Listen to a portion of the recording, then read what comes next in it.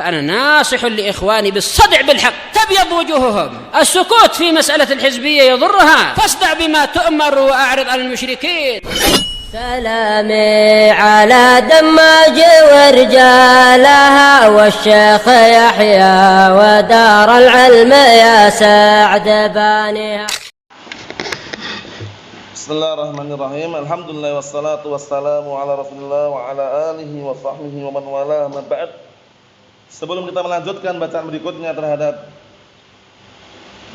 kitab Syarah Umdatul Ahkam yang disyarah oleh Syekh Abdul Hamid Az-Zuhri asbahullah, hadis yang sudah kita sepakati untuk distorkan terlebih dahulu. Barakallahu fikum yang hafal, tafadhalu.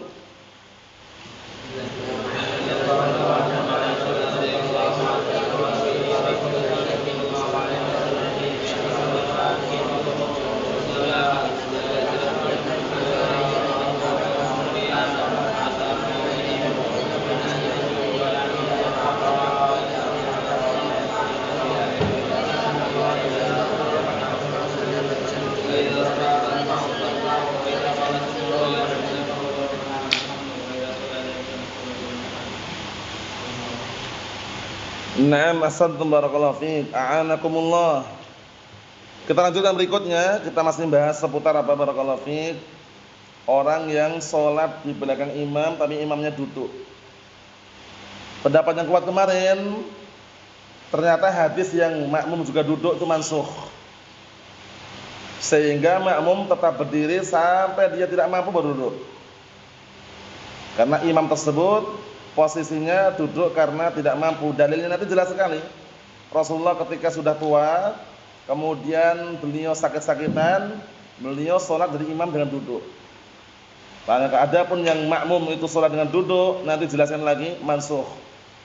Paham ya? Nah, dimansukh kembali ke hadis yang ma'ruf dan masyhur, hadis Imran bin Husain, "Shalli qa'iman, fa illam tastati' fa qa'idan. Fa illam tastati' fa 'ala janbin." Jadi kembali kepada istita'ah. Jadi selama mereka ini makmumnya mampu berdiri. Tapi kalau ternyata dia tidak mampu karena sakit atau yang semisalnya baru duduk. Jadi paham ya? Seperti itu. Kita lihat. Qala al-mu'allif asbahullah, al-Imam al-Maqdisi rahimahullah Abdul Ghani. Wa an Aisyah radhiyallahu anha qalat shalla Rasulullah sallallahu alaihi wasallam fi baitihi wa wasyakin. Fa shalla jalisan. وصلى وراءه قوم قياما فأشار إليهم أن اجلسوا فلما انصرف قال إنما جعل الإمام ليؤتم به فإذا ركع فاركعوا وإذا رفع فارفعوا وإذا قال سمع الله لمن حمده فقولوا ربنا لك الحمد وإذا صلى جالسا فصلوا جلوسا أجمعون. Kita baca artinya. Dari hadis Aisyah radhiyallahu anha qalat, beliau berkata, suatu ketika Rasulullah sallallahu alaihi wasallam salat di rumahnya dalam keadaan beliau sakit. Syakin itu sakit. Paham ya? Nah. Di rumahnya loh ya, karena ada udzur. Dan kaum muslimin, para sahabat waktu itu mereka datang. Rasulullah kan imam, mereka datang menjadi makmum. Fa shalla jalisan, kemudian beliau salat dengan duduk. Wa shalla wara'ahu qaumun qiyaman, kemudian ada yang salat di belakangnya, qaumun qiyaman, yang berdiri. Jamaah yang berdiri. Fa asyara ilaihim, kemudian Rasulullah mengisyaratkan kepada mereka, anijlisu. Anijlisu maksudnya suruh duduk. Ya, isyaratkan maksudnya gini, duduk. Paham ya? Falamma sarafa, kemudian tatkala selesai, qala, Rasulullah mengatakan, innama ju'ilal imam liyutamma bih. Hanya saja imam dijadikan untuk diikutin. Imam dijadikan untuk diikutin. Fa idza raka'a farka'u, maka apabila rukuklah kalian. Wa idza rafa'a farfa'u, apabila dia bangkit dari rukuk, bangkitlah kalian dari rukuk. Wa idza qala sami'allahu liman hamidah, faqulu rabbana lakal hamd. Ini beda ini. Jika imam mengatakan sami'allahu liman hamidah, kalian makmum ucapkanlah rabbana lakal hamdu. Jangan ikutin sami'allahu liman hamidah, keliru. Paham? Makmum jangan ikutin sami'allahu liman hamidah. Ucapan sami'allahu liman hamidah itu disyariatkan untuk imam dan munfarid. Tahu munfarid? Salat sendirian. Namanya imam. Makmum dia cukup rabbana lakal hamdu atau rabbana walakal hamdu. Mafhum? Ini penting sekali ya. Nah, karena kadang kita mungkin antum pernah dengar sebelah antum ya, sami Allahu liman hamidah, imamnya bilang tidak, sallallahu alaihi. Kelihatannya khusyuk yakin keliru. Paham ya? Nah, jangan ikutin. Kalau lafaz sami Allahu liman hamidah jangan diikutin. Kalau antum makmum, antum cukup mengucapkan rabbana walakal hamdu. Paham? Nah, kita lanjutkan lagi. Wa idza shalla jalisan, kalau imam salat dan duduk, fasallu julusan ajma'un, maka salatlah kalian semuanya dengan duduk. Nah, ini nanti dijelaskan, inilah yang dimansukh. Paham ya? Nah, salat di belakang imam yang duduk dalam kondisi mereka ini makmumnya mampu, maka pendapatnya kuat, mereka tetap berdiri. Kalau enggak mampu baru duduk. Itu pendapatnya kuat nanti. Nah, kita lihat sini ya, tambah jelas. Qala asy-syarihu asbahullah taqaddama al-kalamu 'ala al-hadits. Sudah kita lewati pembahasan atau pembicaraan masalah hadis. Wa sababu maji'il hadis, sebab datangnya hadis ini, anna Nabi sallallahu alaihi wasallam shalla fi baitihi wa wasyakin li maradin halla bihi wa hadzal marad kama jaa kama fi hadis Anas. Kita artikan sebab datangnya hadis ini bahwasanya Rasulullah SAW waktu itu sholat di rumahnya dalam kondisi beliau sakit. Sholat di rumahnya dalam keadaan beliau sakit. Lima radun halabih, karena sakit yang menimpa beliau. Wahadal marad, dan sakit ini, penyakit ini, karena fi hadis Anas, sebagaimana yang tercantum dalam hadis Anas. Wa Jabir radhiyallahu anhuma, dan juga hadis Jabir radhiyallahu anhuma. Nah, jahsun kana fi, luka yang dulu ada pada beliau. Lukanya apa? Dijelaskan dalam penjelasan juga, tidak terlepas dari efek samping racun yang pernah diberikan oleh seorang perempuan Yahudiyah ketika menyusupkan racun di dalam daging kambing. Ya, yang waktu itu seorang perempuan Yahudiyah memberikan hadiah, memberikan apa? Pemberian 6 daging kambing bakar atau sate kambing. Istilahnya gitu ya. Disusupkan racun di situ. Sahabat yang makan ada yang mati, tapi beliau dikasih keselamatan oleh Allah Ta'ala, selamatkan. Nah, kemudian di akhir hayat beliau, di antara sebab beliau meninggal dengan penyakit tersebut, dijelaskan oleh para ulama, di antaranya adalah apa? Adalah efek samping dari racun yang dulu pernah disusupkan. Paham ya? Nah, seorang perempuan Yahudiyah yang racun tersebut disusupkan di dalam daging kambing tadi itu. Paham? Nah, sehingga Allah Ta'ala menakdirkan beliau meninggal dunia. Nah, itu di antara yang disebutkan illah oleh para ulama mengenai sebenarnya penyakitnya apa. Paham ya? Nah, kita lihat. Karena beliau usianya berapa ketika meninggal dunia? Ketika meninggal dunia 63 tahun kan? Nah, Abu Bakar, Umar, Rasulullah itu sama semua usianya ketika meninggal dunia. Usia 63 tahun. Berarti yang lebih tua mana di antara tiga ini berarti? Hah? Enggak ada.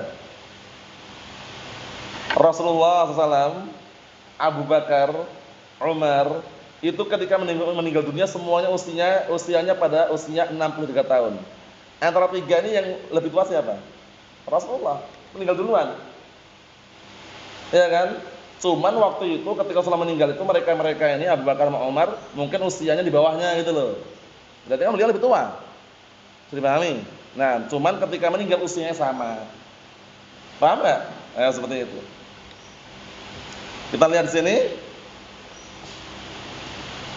Contohnya gini, contohnya apa nih? Contohnya aja, contohnya. Contohnya biar antum enggak bingung. Misalkan antum usia berapa antum Sadiqun? 13. Nah, 13 tahun. Misalkan antum berapa, Bang? 18. Misalkan suatu ketika, enggak usah pakai orang, enggak usah pakai santri aja ya. Misalkan si A usianya 30 tahun. Si B usianya 20 tahun. Berarti tua mana? Si A. Si A usia 30 tahun meninggal dunia. Si B ini ketika mencapai usia 30 tahun juga meninggal dunia. Cuman ketika meninggalnya si A ini, si B masih usia 20 tahun. Berarti tua mana? Si A itu.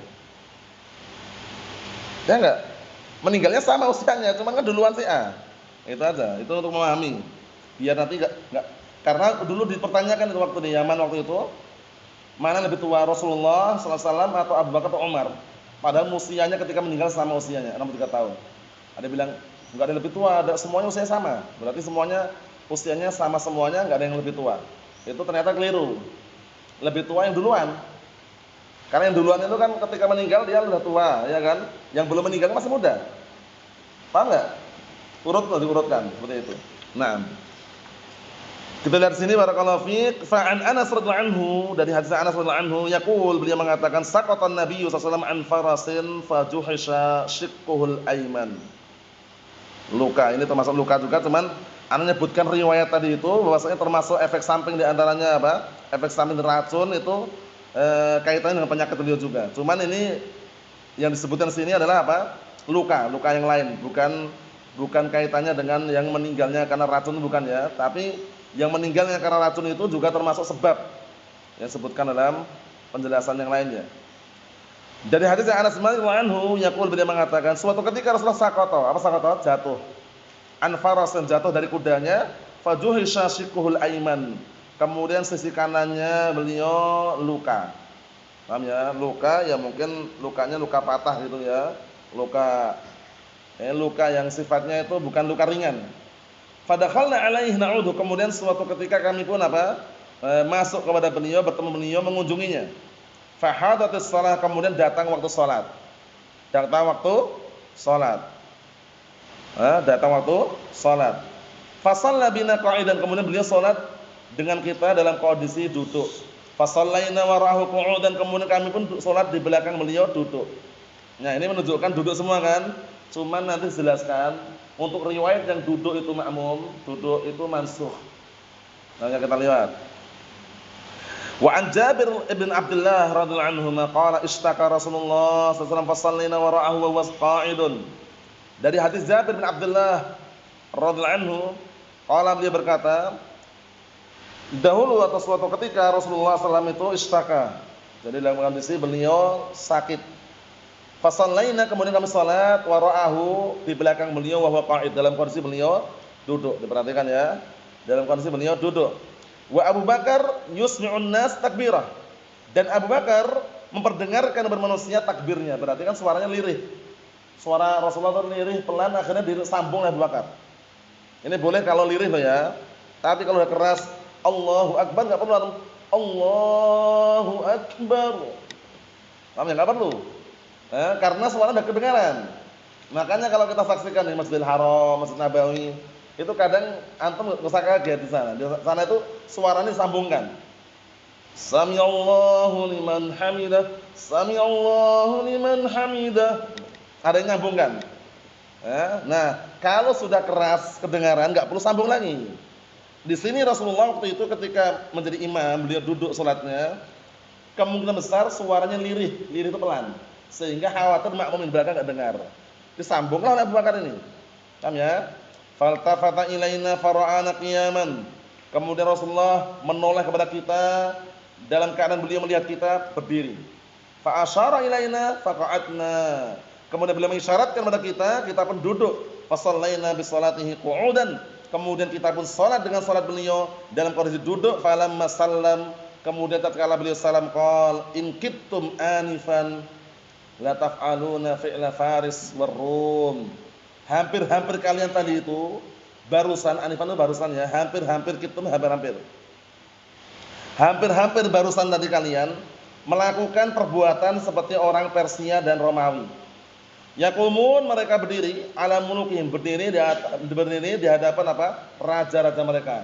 Paham ya? Rajanya kalau masuk, misalkan rajanya duduk, mereka berdiri. Dipermisalkan seperti itu. Rasulullah SAW duduk, kok makmum berdiri gitu loh. Dipermisalkan seperti apa? Orang-orang Persia dan Romawi. Kalau orang-orang Persia dan Romawi itu kan menghormati rajanya gitu. Orang yang duduk mereka berdiri. Paham ya? Seperti itu. Wa hum qu'udun, sedangkan mereka duduk, fala taf'alu, jangan kalian lakukan. Itammu bi aimatikum, ikutilah imam-imam kalian. In shalla qa'iman fasallu qiyaman, wa in shalla qa'idan fasallu qu'udan. Jika imam salat dengan berdiri, salatlah kalian dengan berdiri. Jika salatnya imam dengan duduk, duduklah kalian ketika salat tersebut, atau salatlah kalian dengan duduk.